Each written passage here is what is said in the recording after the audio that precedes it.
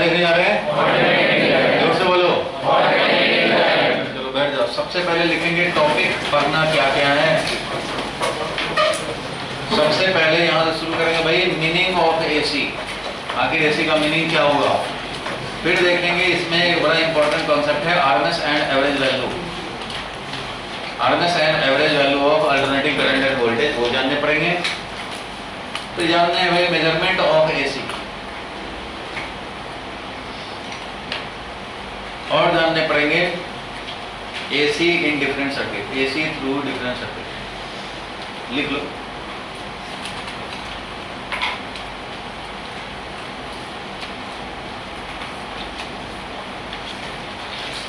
फिर समझने हैं series LRC circuit.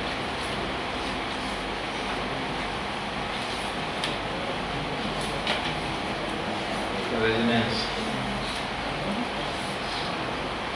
RMS and average value, measurement of AC, AC through different circuit,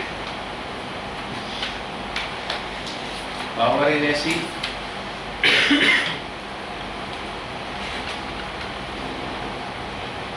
और जानने पड़ेंगे transformer.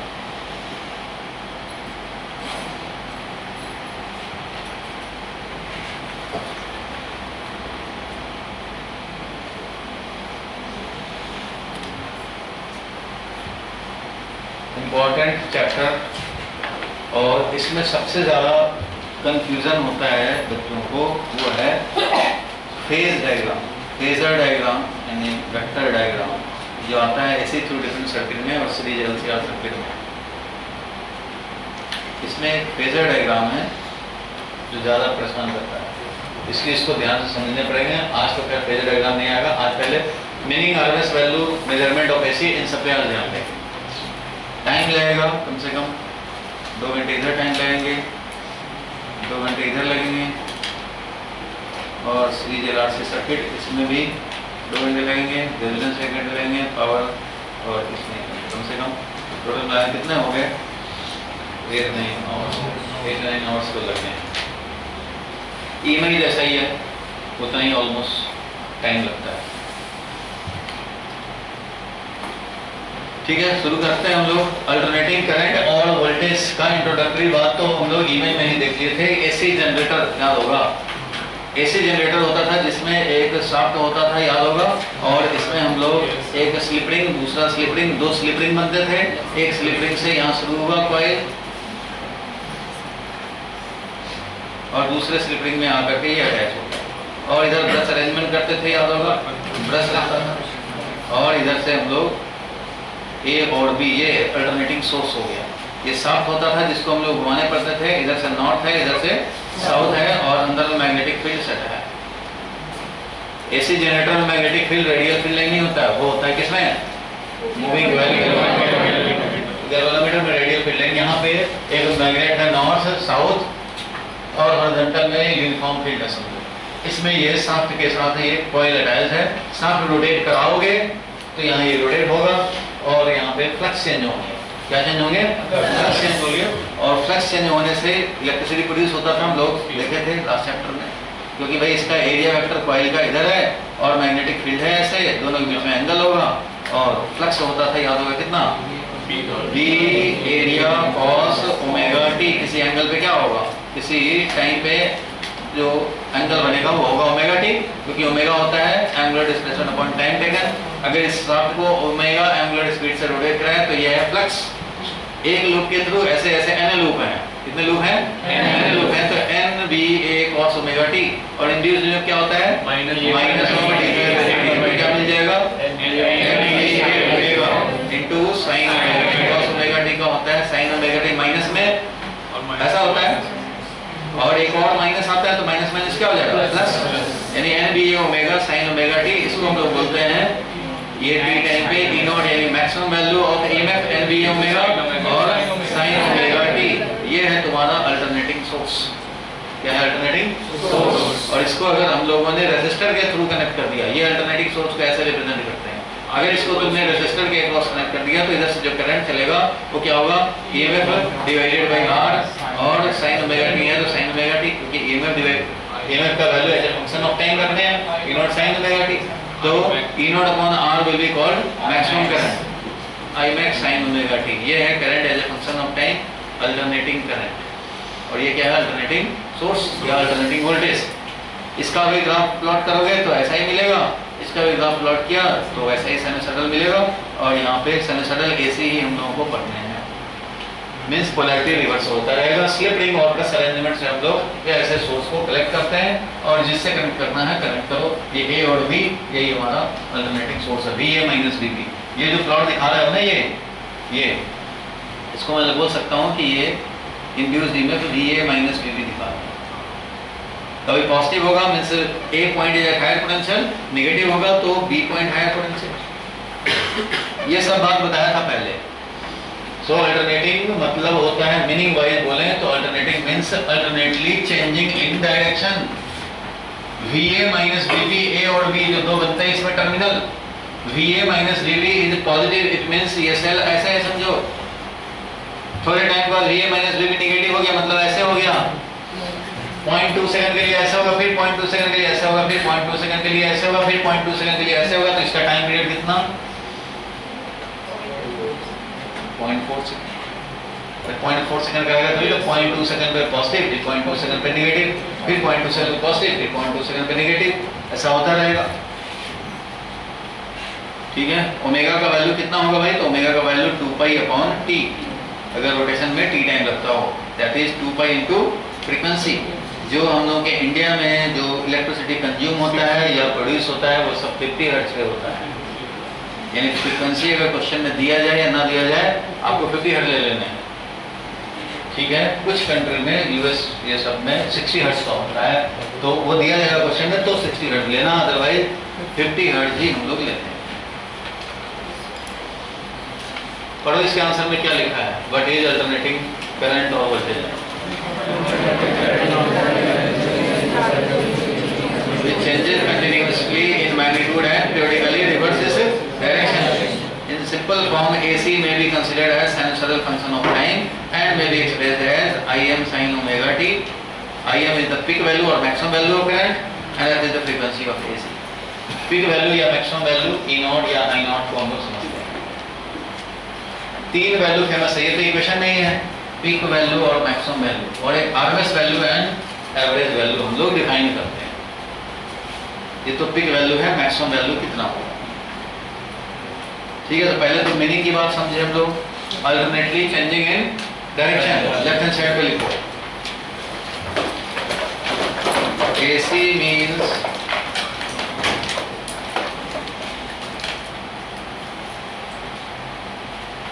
alternatively changing in direction.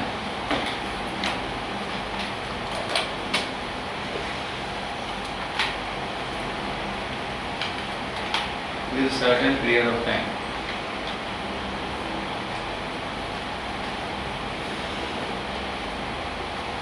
Capital T is equal to 2 pi by omega.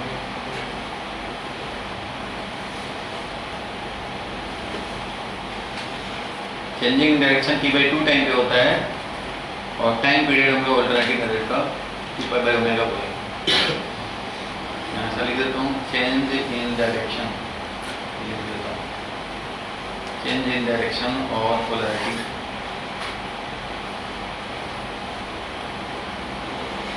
occurs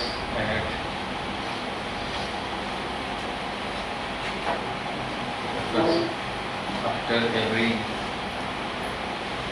delta t is equal to capital T by 2.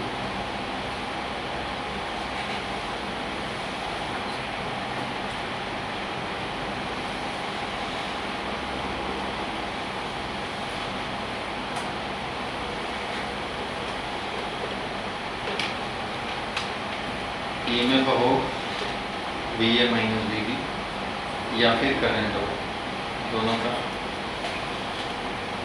इसी तरह का nature है। दोनों same होते नहीं हैं, नेचर वाइज सेम है, दोनों साइनसॉइडल हैं। फॉर एग्जांपल मान लो current is equal to 10 sin 100 pi t। ऐसी है कि नहीं?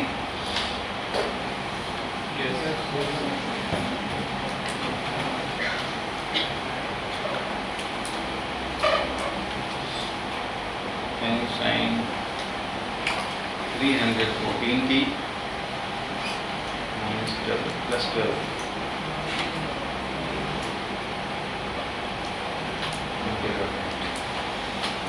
ऐसी है कि नहीं?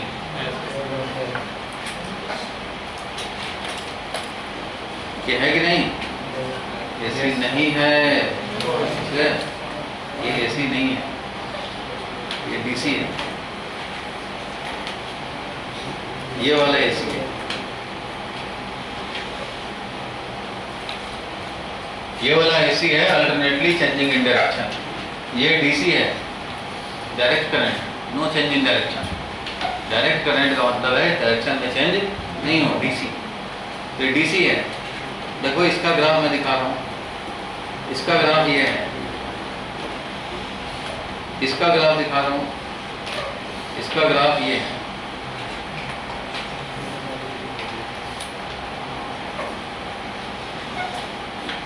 ये 10 sin ओमेगा टी था और ये 10 sin ओमेगा टी में हमने 12 ऐड कर दिया, मीन्स मैक्सिमम वैल्यू हो गया 22, 0 है मीन वैल्यू, ये 10 है मीन वैल्यू, क्योंकि 10 ऐड किया तो 12 ऐड किया ना, 12 है मीन वैल्यू। और यहाँ पे 12 में 10 सब्ट्रैक्ट होगा तो यहाँ 2 है। Minimum is 2, maximum is 22। 2 और 22 के बीच में ये ऑसिलेशन होता रहेगा, इसलिए ये हमेशा ही पॉजिटिव रहेगा।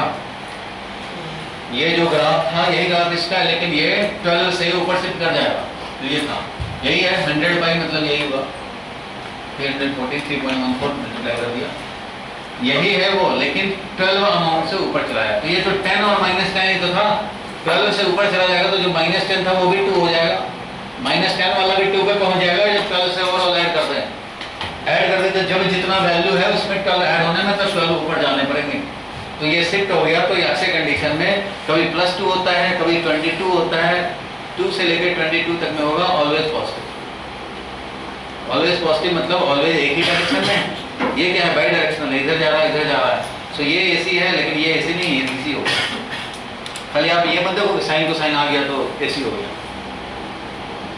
आपको देखना पड़ेगा अल्टरनेटली चेंजिंग इन डायरेक्शन है या नहीं।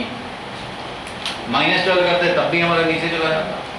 10 इसका एम्पलीट्यूड 10 से ज़्यादा सब्ट्रैक्ट कर दिया या ऐड कर दिया तो इसका मतलब एक तरफ हो गया, कभी 0 नहीं होगा, साइन बदलेगा नहीं। सर अगर एडिशन में 12 की जगह कोई 10 से छोटा नंबर होगा, मतलब 9, 8 तो हो जाता नहीं, तो वो भी अल्टरनेटिंग होता, लेकिन फिक्स्ड इंटरवल वाला अल्टरनेटिंग नहीं होता, क्योंकि ज़्यादा टाइम तक वो पॉजिटिव होता, कम टाइम के लिए नेगेटिव होता रहेगा। अल्टरनेटली ही रहेगा अल्टरनेटली, लेकिन उसका पॉजिटिव टाइम इंटरवल अलग, नेगेटिव टाइम इंटरवल अलग, दोनों इक्वल वाला नहीं होगा।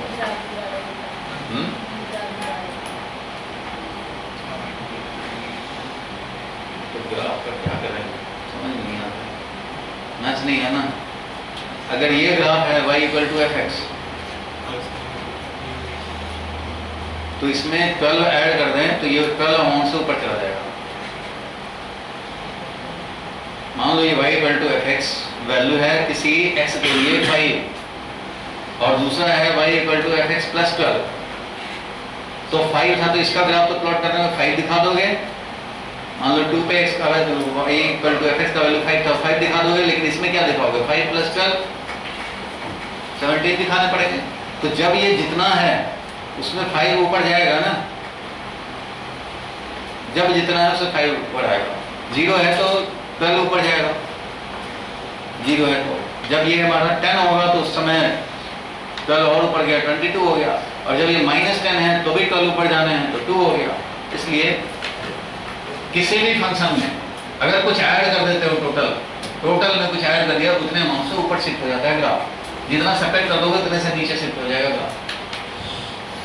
यही होता है जनरल शिफ्टिंग का रूल। आप चाहो तो टेबल बनाओगे तब भी पता ही है तुम्हें, जितना वैल्यू उसमें 12 ऐड करना है। जब जितना वैल्यू है इसको तो प्लॉट कर दोगे, लेकिन इसको प्लॉट करने से पहले तुम्हें 12 ऐड करने पड़ेगा, इसलिए ऊपर शिफ्ट हो गया। ऊपर शिफ्ट होने से ऑलवेज पॉजिटिव हो गया, इसलिए ये बन गया डीसी। डीसी भी 2 तरह का होता है, एक टाइम वेरिंग डीसी होता है, एक कांस्टेंट डीसी होता है। टाइम वेरिंग डीसी, चलो मैं नीचे लिख देता हूँ, सबसे नीचे लिखो, ये ग्राफ दिखा दिया दोनों, दिखाओ भाई ग्राफ दिखाओ दोनों। एग्जाम्पल दिखाओ, मीनिंग ऑफ एसी में सब क्लियर होना चाहिए।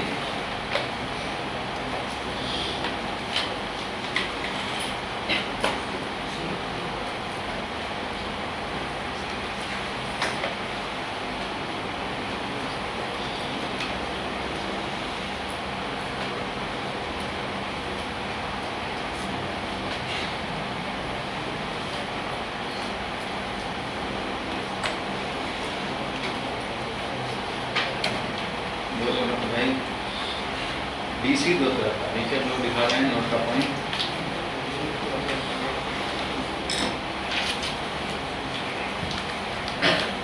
डायरेक्ट करंट का मतलब है यूनि डायरेक्शन, मतलब सिंगल डायरेक्शन में चलेगा। ये था बाई डायरेक्शन।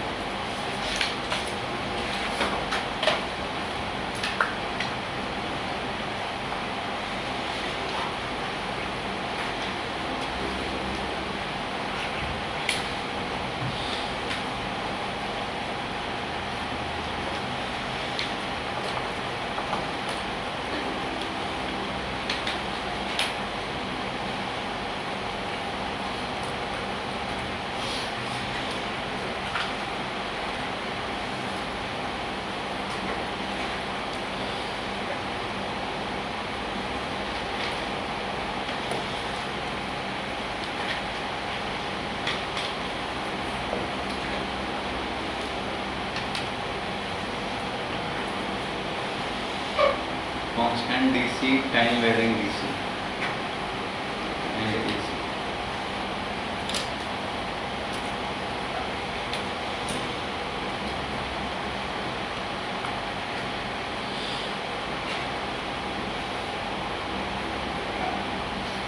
इसी में वो भी आ गया I = 10 sin omega t plus 12।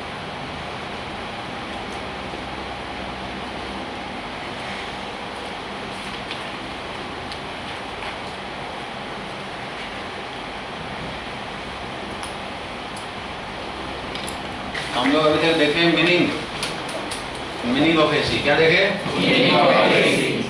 अब देखेंगे measurement of AC. Measurement of AC या आरएमएस वैल्यू, एवरेज वैल्यू।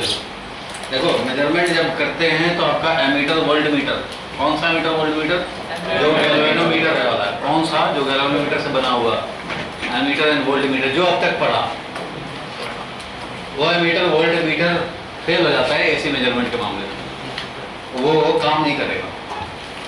इसको अलग तरह का special AC ammeter and AC voltmeter चाहिए हो, ठीक है। इसका मेजरमेंट में फेल हो जाता है। वो क्यों फेल हो जाता है और क्यों चाहिए इसको अलग, वो हम लोग डिस्कस करेंगे। फिलहाल के लिए तो आरएमएस एवरेज जो है टॉपिक उसको खत्म करें।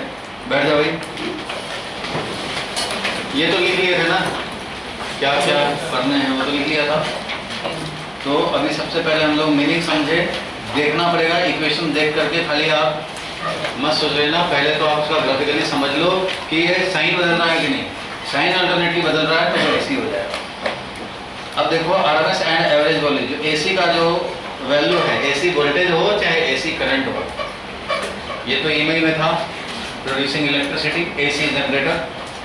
इससे हमारा एसी प्रोड्यूस तो हो गया नहीं। इसको कलेक्ट कर लिया slip ring and brush arrangement से। कैसे कलेक्ट किया? Brush arrangement. आर्मेचर कॉइल है, रोटेट कर रहा है, पावर प्लांट है, हाइडल पावर प्लांट हो या थर्मल पावर प्लांट हो, जो भी हो, हमारा रोटेशन होगा। That is mechanical energy provided by some different energy, और mechanical energy is converted into electrical energy. Conservation of energy followed है, but production of electrical energy produce हो रहा है। ये प्रोड्यूस एनर्जी बाद में इसको ट्रांसमिट किया जाता है, फिर डिस्ट्रीब्यूट किया जाता है। पहले प्रोडक्शन 3 फेज में काम होता है। पहले production of electricity, transmission of electricity and then distribution of electricity. Generally जहाँ प्रोड्यूस होता है वहाँ पे टाउन नहीं होता। जहाँ प्रोड्यूस होता है वहाँ पे जनरली टाउन नहीं होता, टाउनशिप उधर नहीं होता। जहाँ यूज होना है वो टाउन सिटीज हैं, वहाँ प्रोड्यूस नहीं होता है। प्रोड्यूस तो भाई जहाँ पे रिवर में डैम लगाएंगे या कहीं सिटी से अलग हो गया करते हैं। उस प्रोडक्शन से डिस्टेंस, बहुत ज़्यादा डिस्टेंस पे भेज रहे हैं, वो बहुत हाई वोल्टेज पे ट्रांसमिशन करते हैं। 11 kV, 22 kV, अब आजकल 88 kV, उतने वोल्ट पर हाई वोल्टेज ट्रांसमिशन होता है। वो ट्रांसमिशन अलग करने होते हैं और उसका फिर डिस्ट्रीब्यूशन होता है। इलेक्ट्रिकल इंजीनियरिंग में पढ़ते हैं वो चीज़। फिलहाल आपके लिए जानना है कि ट्रांसमिशन में भी हाई वोल्टेज ट्रांसमिशन क्यों करते हैं, 2-3 क्वेश्चन बस जानना है। तो अभी के लिए तो ये समझे कि जो भी अल्टरनेटिंग करंट प्रोड्यूस हुआ और ये करंट आया, इसका वैल्यू ज़्यादा है कम है कैसे जाने? तो एक तो मेथड है पिक वैल्यू जाने, एक मेथड क्या है पिक वैल्यू जाने। लेकिन इसको हम लोग डिवाइस से कैसे मेजर करें? डिवाइस में पिक वैल्यू नहीं बताता। कोई भी एमीटर अगर कनेक्ट करोगे तो वो पिक वैल्यू नहीं बताएगा। नॉर्मल एमीटर वोल्ट मीटर तो जीरो रीडिंग दिखाएगा। जो आपका नॉर्मल एमीटर वोल्ट मीटर होता है, स्पेशली नहीं होता, तो वो जीरो वैल्यू बताता है, क्योंकि जो नॉर्मल एमीटर वोल्ट मीटर होता है वो चार्ज ट्रांसफर देखता है per unit time. Charge transfer किसी क्रॉस सेक्शन से कितना नेट चार्ज ट्रांसफर हो रहा है पर यूनिट टाइम। अब किसी भी क्रॉस सेक्शन पे कंडक्टर के थ्रू जब देखोगे तो इधर चार्ज ट्रांसफर हुआ थोड़े टाइम के लिए, तो फिर इधर भी चार्ज ट्रांसफर हुआ, फिर इधर हुआ, फिर इधर हुआ। तो अगर यहाँ देखोगे तो 10 इलेक्ट्रॉन उधर गए, तो थोड़े टाइम बाद फिर 10 इधर आ गया, फिर 10 उधर गए, इधर आ गए, नेट चार्ज ट्रांसफर तो जीरो हो गया। किसी बड़े टाइम इंटरवल में देखोगे तो नेट चार्ज ट्रांसफर जीरो हो गया। ऐसे ऐसे चल रहा है, इधर जा रहा है, इधर जा रहा है, इधर जा रहा है, इधर जा रहा है। तो हमारा क्या होगा? नेट चार्ज ट्रांसफर जीरो है, तो रीडिंग जीरो बताता रहता है। तो कैसे पता लगे कि एसी हमारा ज्यादा है कम है, कितना वैल्यू का है? पिक वैल्यू तो आता ही नहीं है रीडिंग में। तो रीडिंग में जो आ पाए उसके लिए हम लोगों के पास दो अलग इसके वैल्यू, एवरेज वैल्यू और आरएमएस वैल्यू, हम लोगों को डिफाइन करना पड़ता है। ठीक है, तो कैसे मेजर करेंगे ये वाला तो आएगा, पहले हम लोग समझे इसका mean value, average value and RMS value. चलो मीन वैल्यू पे ही शुरू करते हैं। जब मीन वैल्यू पहले है तो इसी को देखते हैं। मीन और average value of N alternating current और वोल्टेज, ये समझे। देखो भाई, मीन वैल्यू का मतलब है कोई रेजिस्टेंस मान लो ले लिया, रेजिस्टेंस आर, इसको कनेक्ट कर दिया एसी के थ्रू। ठीक है, ये एसी है, मान लो V naught sine omega t, चाहे V naught cos omega t, ऐसे ये भी as a function of time change हो रहा है, साइनसॉइडल एसी। अब इससे करंट पास होगा, current as a function of time change होता रहेगा, और इधर कोई चार्ज किसी भी क्रॉस सेक्शन से देखोगे तो चार्ज ट्रांसफर होगा भाई। तो एवरेज वैल्यू ऑफ करंट क्या होता है? तो एवरेज वैल्यू ऑफ करंट इस एसी के लिए, ये वोल्टेज ये लगाया तो करंट ये होगा I naught sine omega T, ये current as a function of time होगा। तो इसके बदले में देखो यहाँ पे अल्टरनेटिंग करंट जो है, इसके बदले में एक कांस्टेंट करंट लो, कांस्टेंट करंट लो, जो कि उसी रेजिस्टेंस से, उतना ही वैल्यू के रेजिस्टेंस से उतने ही टाइम में जितना चार्ज ट्रांसफर इसने किया, डेल्टा टी टाइम में इसने चार्ज ट्रांसफर किया delta Q, delta T time में इसने चार्ज ट्रांसफर किया कितना? Delta Q. मतलब एक बार तो इधर ट्रांसफर करेगा, फिर इधर, फिर इधर, फिर इधर, ऐसे ऐसे करके नेट चार्ज ट्रांसफर थोड़ा सा रह गया। मान लो 10 बार ऐसे ऐसे किया, मान लो 10.5 टाइम्स किया, तो 10 टाइम्स ऐसे किया वो कैंसिल हो गया, तो 0.5 टाइम्स का रह जाएगा। छोटा सा charge transfer divided by time करेंगे तो एवरेज वैल्यू ऑफ करंट आएगा। मतलब ये है average value of current for any alternating current और फॉर एनी करंट, कैसा भी करंट हो, चाहे ये अल्टरनेटिंग हो या डीसी हो, टाइम वेरिंग हो, कांस्टेंट हो, कैसा भी करंट हो, किसी करंट के लिए एवरेज वैल्यू वो कांस्टेंट करंट होता है जो उसी रेजिस्टेंस से उतने ही टाइम तक पास करने पे उतना ही चार्ज ट्रांसफर करे जितना इस एक्चुअल करंट ने किया। कोई करंट 2 सेकंड में 10 कूलम चार्ज ट्रांसफर किया तो वो कांस्टेंट करंट क्या हो जो 2 सेकंड में ही 10 कूलम चार्ज ट्रांसफर करे उसी रेजिस्टर से, तो ये कांस्टेंट वैल्यू उस करंट का एवरेज वैल्यू। और वो करंट जो एक्चुअल करंट है वो कुछ भी हो सकता है, time varying, constant, AC, DC, कुछ भी हो, किसी भी करंट के लिए ये एवरेज वैल्यू वो कांस्टेंट करंट है जो उतने ही टाइम में उतना ही चार्ज ट्रांसफर कराया जितना एक्चुअल ने कराया है। ठीक है, ये डेफिनेशन है किसका? Average value. मैं लिखाऊंगा अभी थोड़ी देर में, फिर से बोल रहा हूं, सुन लो। Average value for any current, ज्यादातर स्कूल में अल्टरनेटिंग करंट बोला जाएगा क्योंकि अल्टरनेटिंग करंट चैप्टर पढ़ रहे हो उसी के लिए, लेकिन ये वैलिड है सबके लिए। जब न्यूमेरिकल में आएगा तो किसी भी करंट के लिए जरूरी नहीं कि ऐसा दिया जाए करंट, न्यूमेरिकल में ऐसे भी दे देगा I = 2t² + 5t, दे दिया ऐसे, अब इसके लिए बोले एवरेज करंट निकालो, तो आपको करना क्या है, तो बाय डेफिनेशन ये है कि अल्टरनेटिंग हो या कोई भी हो, average value for any current is that constant value of current which when passed through same resistor for the same time transfers same amount of net charge as it is transferred by the actual current. Similarly इसका एक और analogy है, उसको RMS value बोलते हैं। Average के लिए charge transfer same होना चाहिए सेम टाइम। आरएमएस के लिए क्या होता है, रूट मीन स्क्वायर करंट। तो इस करंट का या किसी भी करंट का आरएमएस वैल्यू वो करंट कांस्टेंट होता है, वो कांस्टेंट करंट होता है आरएमएस वैल्यू किसी करंट के लिए जो उसी रेजिस्टर से उतने ही टाइम में उतना ही हीटिंग इफेक्ट प्रोड्यूस करे जितना इसने किया। कोई करंट जितना हीटिंग इफेक्ट प्रोड्यूस कर रहा है जितने टाइम में, उसी रेजिस्टर से उतने ही टाइम में उतना ही हीटिंग इफेक्ट प्रोड्यूस करे, तो ये कांस्टेंट वैल्यू ऑफ करंट क्या हो, तो वो है उस करंट का आरएमएस वैल्यू। मींस ऐसा कांस्टेंट करंट ढूंढो जो उतना ही हीटिंग इफेक्ट करा दे उतने ही टाइम में, तो वो आरएमएस वैल्यू होगा इस करंट का। और ऐसा करंट ढूंढो जो उतना ही चार्ज ट्रांसफर करा दे जो उसने कराया है उतने ही टाइम में, तो वो उसका एवरेज वैल्यू ऑफ करंट। ये डेफिनेशन है और इससे फॉर्मूला मिलेगा इसका। स्कूल में हो सकता है आपका डायरेक्ट फॉर्मूला लिखवा दिया, बोलेंगे ये फॉर्मूला भाई आरएमएस निकालो एवरेज निकालो, लेकिन इसका डेफिनेशन कहाँ से आया वो ये है, और क्यों आया वो भी समझ जाएंगे थोड़े डिस्कशन के बाद। फिलहाल के लिए हम लोग एवरेज पे आए, और जब आरएमएस पे आएंगे तो इधर हम लोग वैसे ही दिखाएंगे।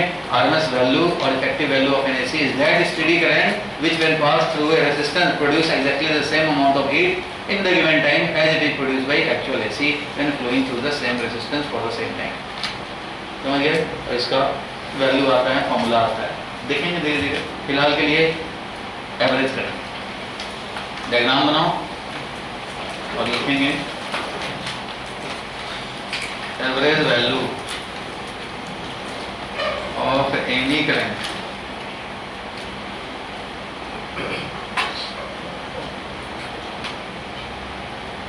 is that constant value of current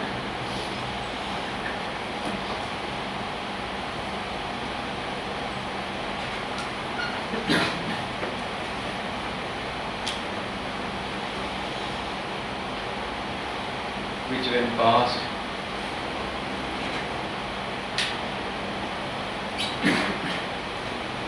through the same resistance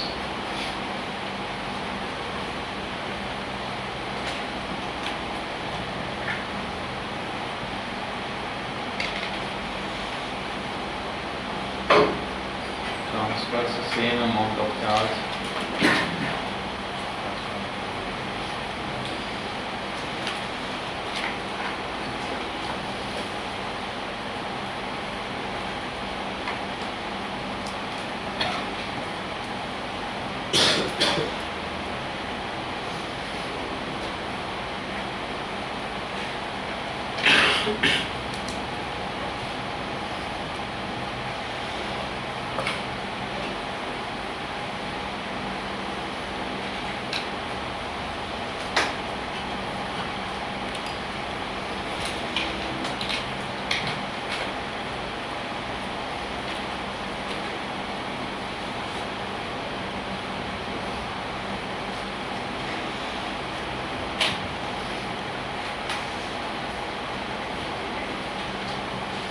average value of any current is that constant value of current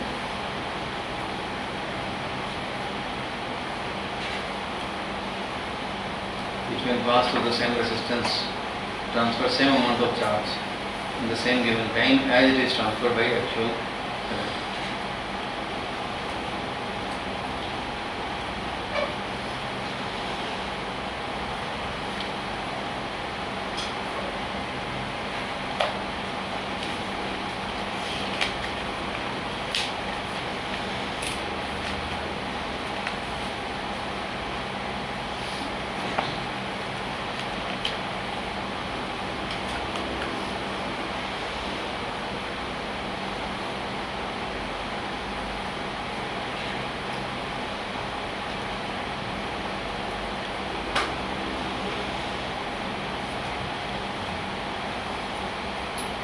चलो भाई लिखना बंद किया जाए। अब यहाँ पे बताओ, देखो हम लोग चाहते हैं भाई कि अब जो एक्चुअल करंट, चाहे वो एसी हो डीसी हो, जैसा भी हो, कोई भी हो, कोई भी करंट से जितना चार्ज ट्रांसफर हुआ जितने टाइम में, उतने ही टाइम में इस कांस्टेंट करंट आई एवरेज से होना चाहिए, तभी आई एवरेज बोला जाएगा। करंट का एवरेज वैल्यू ये तभी होगा जब ये जितना चार्ज ट्रांसफर करे वो भी उतना ही चार्ज ट्रांसफर किया हो। लिखना बंद रखो। तो बताओ, अगर कांस्टेंट करंट चले तो डेल्टा टी टाइम में कितना चार्ज ट्रांसफर होगा भाई? I average into delta T, direct, क्योंकि कांस्टेंट वैल्यू का current multiplied by time is the, क्योंकि एवरेज करंट क्या होगा? Delta T by delta T. So delta के चार्ज ट्रांसफर जब कांस्टेंट करंट है तो ये लिखेंगे। जब ये वेरिएबल होता है तो उस कंडीशन में हमें देखने पड़ते हैं। जब वेरिएबल होगा तो आई किसी भी टाइम पे जो होगा वो होगा उस समय dt टाइम में जो dt चार्ज ट्रांसफर हुआ ये होगा। किसी टाइम पे करंट क्या होता है? उस टाइम पे very very small time interval में जो very very small charge transfer हुआ वो dq बाई dt। इसलिए छोटे से टाइम इंटरवल में जो dq ट्रांसफर हुआ उस समय का टाइम इंटू dt है। उस समय टाइम पे जो करंट होगा इंटू dt है।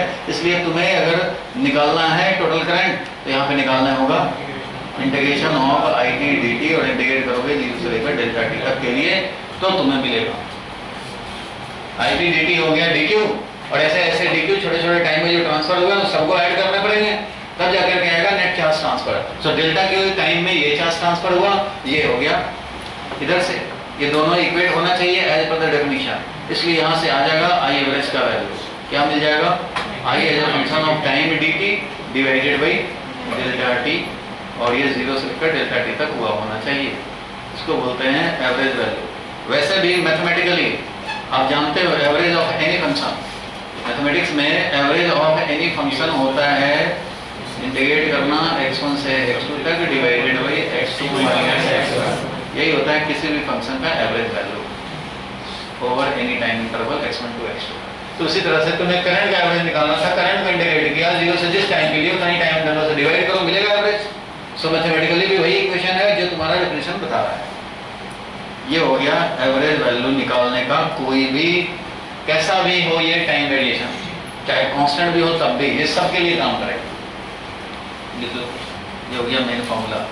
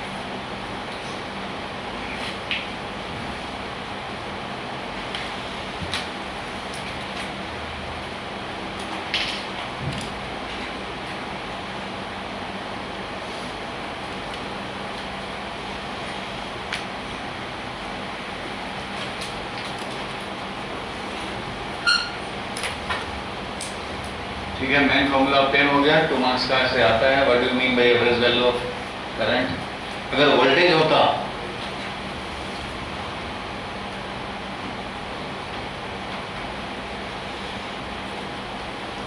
V as a function of time हो तो इसका भी वोल्टेज एवरेज भी निकालेंगे तो ऐसे ही करेंगे।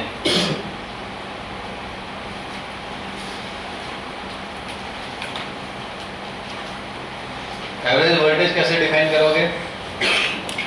Average value is that constant value of voltage which when applied across same resistor for the same time transfer same amount of charge। Current के बदले अब क्या हो गया? वोल्टेज लिख लो, मैं लिख दे रहा हूँ। Similarly for voltage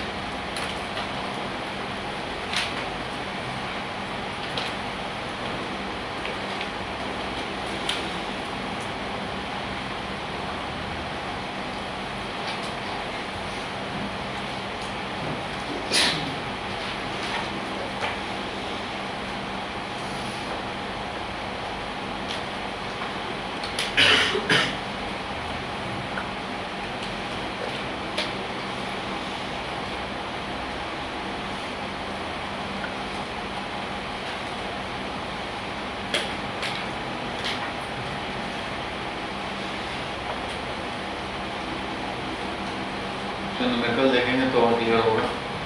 which when applied across same resistor for same time transfer same charge.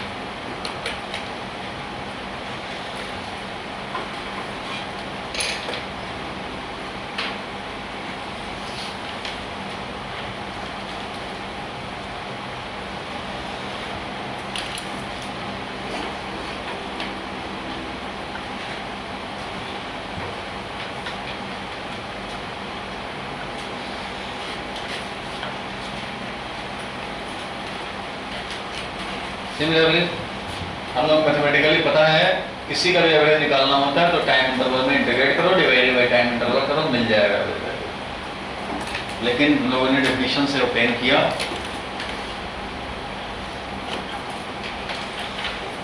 कितने लोग समझे हाथ उठाओ भाई? सब समझ गए।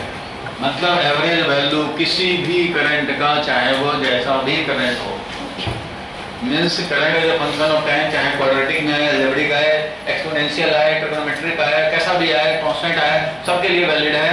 इंटीग्रेट करो और उस टाइम इंटरवल से डिवाइड करो, मिल जाएगा एवरेज वैल्यू। और वो होगा उतना ही अमाउंट ऑफ चार्ज ट्रांसफर जो एक्चुअल करंट ने किया है, उसी रेजिस्टर से उतनी टाइम में वो constant value current. Next page पे देखेंगे, 45 नंबर पेज पे, और इसका आगे डिटेल पढ़ेंगे। लेकिन अभी फॉर्मूला ऑब्टेन कर रहे हैं दोनों का। तो फॉर्मूला सिमिलरली देखो, मैंने यहाँ पे डायग्राम भी दिखा रखा है। एक डायग्राम दिखाया, ये R value delta T time में डेल्टा एच हीट प्रोड्यूस किया, कोई है?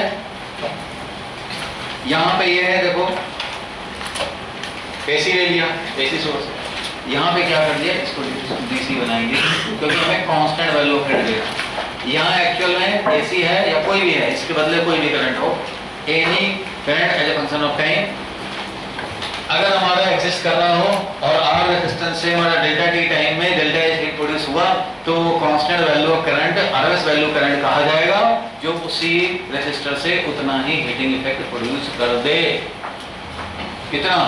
जितना एक्चुअल करंट ने किया है। एक्चुअल करंट ने डेल्टा टी टाइम में डेल्टा एच किया, तो वो भी डेल्टा टी टाइम में डेल्टा एच कर दे। 2 सेकंड में 10 जूल निकाला है, तो वो भी 2 सेकंड में 10 जूल कर दे। ऐसा कांस्टेंट वैल्यू ऑफ करंट इस एक्चुअल करंट का आरएमएस वैल्यू कहा जाएगा। अब बताओ, हीटिंग इफेक्ट इक्वेट कर दो तो फॉर्मूला मिल जाएगा आरएमएस का। पर्पस क्या है भाई कि हीटिंग इफेक्ट इक्वल होना चाहिए, और ये इसलिए हम लोग डिफाइन किए हैं कि जो भी एसी का मेजरमेंट करते हैं ना, वो हीटिंग इफेक्ट पे ही चलता है।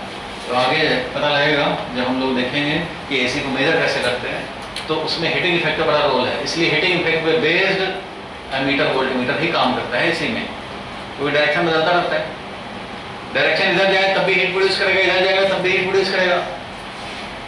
सुन लो ध्यान से, सब लोग समझ ही जाओगे। अगर हम लोग ऐसा कोई डिवाइस से करंट मेजर करें जो कि चार्ज ट्रांसफर देखता हो, तो फंस जाएगा वो, क्योंकि चार्ज ट्रांसफर तो कैंसिल होता रहता है, जीरो दिखा देता है।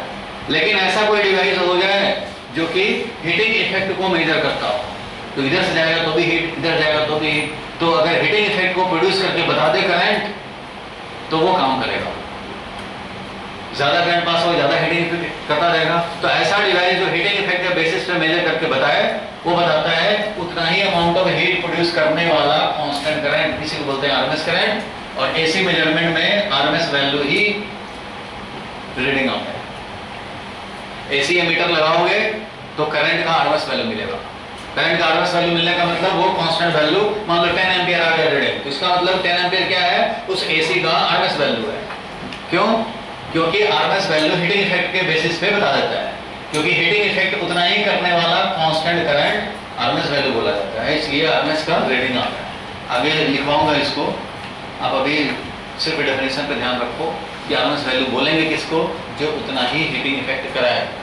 जो बोला है अभी समझाने में, वो मैं लिखवा दूंगा, ठीक है? अभी के लिए लिखो, डायग्राम बना हुआ है, फिर नीचे लिखोगे,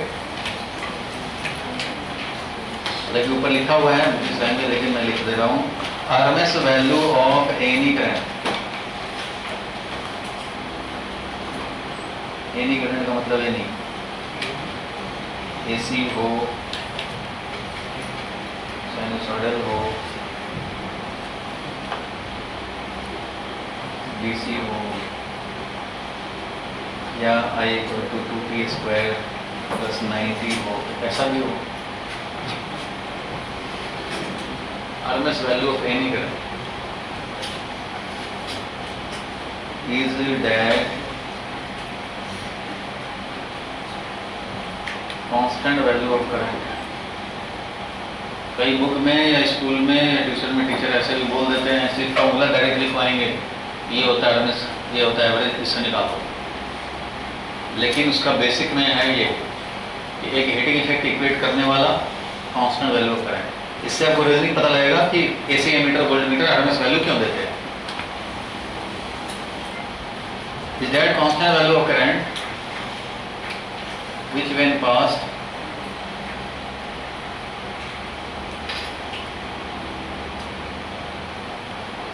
through the same resistance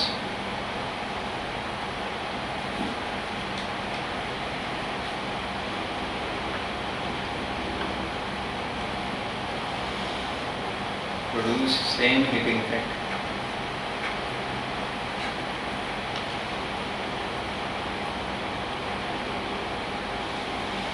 as it is produced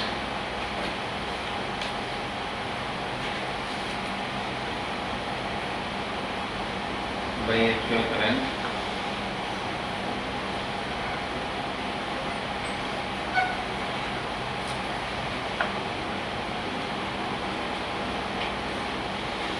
in the same time interval।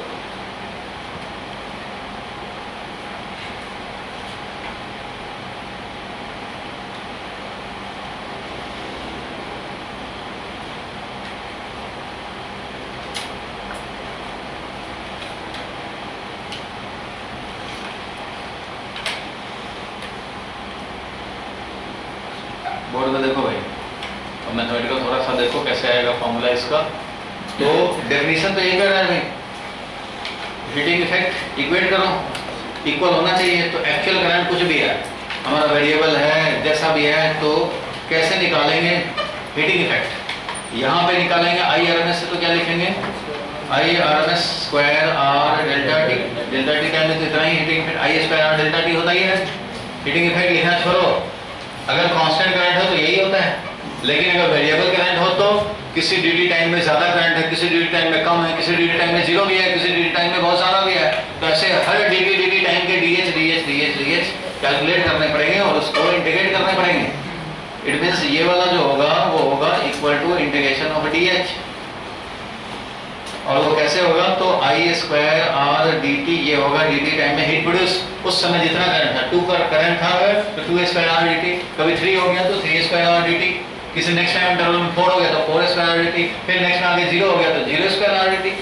ऐसे dh होगा और इसको इंटीग्रेट करने पड़ेंगे, तब जाकर के ये मिलेगा टोटल हीट प्रोड्यूस्ड। इसलिए इन दोनों को इक्वेट करेंगे। ये दोनों जब इक्वल होना चाहिए तो R कैंसिल हो जाएगा, बोलो R तो कैंसिल हो जाएगा। हमें क्या चाहिए? IRMS। R कैंसिल हो गया, इसलिए यहाँ पे मिल जाएगा तुम्हें इंटीग्रेशन IT स्क्वायर dt। जितने टाइम तक चाहिए, तुम्हें डेल्टा t तक चाहिए था तो यहाँ पे लिमिट भी डालोगे, t का वैल्यू 0 से लेकर कहाँ तक? डेल्टा t तक।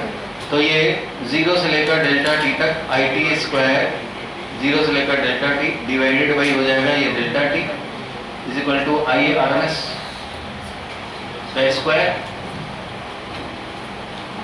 ये मिल गया IRMS के लिए फॉर्मूला, ये मिल गया, रूट डाल देंगे, IRMS का फॉर्मूला बन गया। और इसको हीटिंग इफेक्ट इक्वेट करने वाला ये कांस्टेंट करंट है, इसको RMS क्यों बोला गया? इसलिए बोला गया कि ये हीटिंग इफेक्ट को इक्वेट करने पे जो मिला हमें कांस्टेंट वैल्यू ऑफ करंट, वो मिला इस फॉर्मेट का, इसलिए इसका नाम रूट मीन स्क्वायर करंट है, क्योंकि ये एक्चुअल करंट का स्क्वायर हुआ है, उसका मीन निकला है और उसका रूट लगा है, इसलिए इसका नाम रखा root mean square current. Square the current, take the mean and then take the square root, इसलिए इसका नाम हो गया RMS value of current. Formula के बेसिस पे नाम है RMS वैल्यू ऑफ करंट, लेकिन मीनिंग वाइज क्या है? सेम हीटिंग इफेक्ट प्रोड्यूस कराने वाला कांस्टेंट वैल्यू ऑफ करंट, इसलिए नाम रख दिया गया एक था सेम चार्ज ट्रांसफर कराने वाला कांस्टेंट करंट, तो वो देखा फॉर्मूला में कि तो एवरेज जैसा आना है, इसलिए उसका नाम रख दिया average value of current. Same heating effect equate करना, क्योंकि हीटिंग इफेक्ट वाला हमारा काम ज़्यादा आता है, तो सेम हीटिंग वाला कांस्टेंट वैल्यू ऑफ करंट जब निकाला गया तो वाया इस फॉर्मेट में, इसलिए इसका नाम आरएमएस करंट रख दिया गया। लिख लो, ये बन गया मेन फॉर्मूला।